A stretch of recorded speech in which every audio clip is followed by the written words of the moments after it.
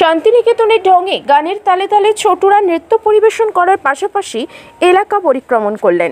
আবিরের রঙে নিজেদের রাঙালেন এবং আনন্দে মেতে উঠলেন। পূর্ব মেদিনীপুর জেলার এগরা 1 নম্বর ব্লকের নেগুয়া নৃত্য মল্লিকা ইনস্টিটিউশনের উদ্যোগে ও ঋষি বঙ্কিমচন্দ্র স্মৃতি রক্ষা কমিটির সহযোগিতায় পালিত হলো বসন্ত উৎসব। এখানকার বাচ্চাদের হাতের অসাধারণ আঁকা, তেমনই নাচ গানে মুগ্ধ এদের প্রতিভা। তাই সব অনুষ্ঠান পালনের চেষ্টা চলে এখানে, যাতে বাইরের আর 5টা ছোট ছেলেমেয়েদের সঙ্গে মিশে এদের তৈরি হয় আত্মবিশ্বাস। তবে নাচে গানে কবিতায় এরা মন জয় করে নিল সবার।